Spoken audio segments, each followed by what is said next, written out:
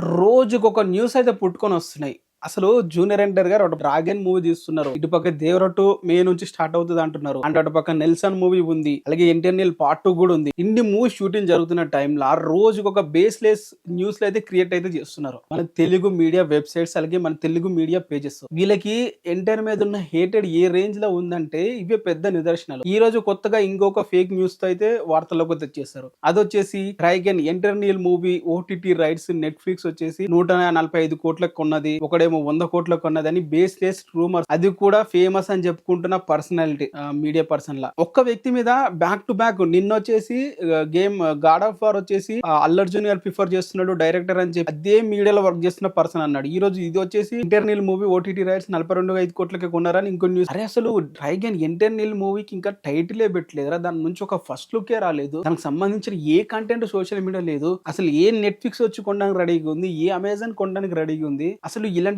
Base race rumours అనేవి ఎలా రోజుకొకటి 'ఎన్టీఆర్' పేరు మీద క్రియేట్ చేస్తున్నారు వీళ్ళు. అండ్ అంతేకాదు నాకు తెలిసిన ఇన్ఫర్మేషన్ ప్రకారం అయితే 'దేవర' మూవీని 155 కోట్లు పెట్టి నెట్‌ఫ్లిక్స్ వాళ్ళు కొన్నారు. అలాంటిది 'ఎన్టీఆర్ మూవీ' అటు ప్రశాంత్ నీల్ 'కేజీఎఫ్' 'సలార్' తర్వాత వస్తున్నాడు. ఇట్లా 'జూనియర్ ఎన్టీఆర్' గారు అటు నార్త్ ఇండియాలో వార్ 2 తర్వాత తన మార్కెట్ కూడా పెరిగింది. అంతకుముందు 'ట్రిపుల్ ఆర్'తో పెరిగింది. 'దేవర'తో దాదాపు 100 కోట్ల గ్రాస్ వరకు వచ్చింది. బ్యాక్ టు బ్యాక్ హిందీలో కూడా ఫేమ్ వచ్చింది. ఇంతటి పెద్ద సెన్సేషనల్ కాంబినేషన్ తో వస్తున్న ఈ మూవీకి 100 కోట్లు 145 కోట్లు ఓటీటీ డీల్ ఉంటుందా? 'జూనియర్ ఎన్టీఆర్' గారి 'దేవర' మూవీకి దాదాపు 155 కోట్లు, తర్వాత వచ్చిన వార్ 2కి 150 కోట్లు. సో ఈ 'ఎన్టీఆర్' మూవీ అనేది ప్రశాంత్ నీల్ అడిషనల్ గా యాడ్ అయ్యాడు కాబట్టి ఓటీటీ రైట్స్ అనేవి ఇంక ఎక్కువగానే ఉంటాయి తప్ప తక్కువగా అయితే ఉండవు. మినిమం 155 పై నుంచి 160 కోట్ల మధ్యనే ఉంటది ఓటీటీ రైట్స్ అనేవి. సో ఇలాగా బేస్లెస్ గా ఈ న్యూస్ ఇంత తక్కువ చేసి ఎందుకు చూపించాలని ప్రయత్నాలు చేస్తున్నారు. అటు పక్కేమో వేరే మూవీకి ఇంత వచ్చింది అని చెప్పుకుంటున్నారు. ఇటు పక్కేమో 'జూనియర్ ఎన్టీఆర్' మూవీ తక్కువ వచ్చింది అని చెప్పి చూపించుకుంటున్నారు. అంటే ఏంటంటే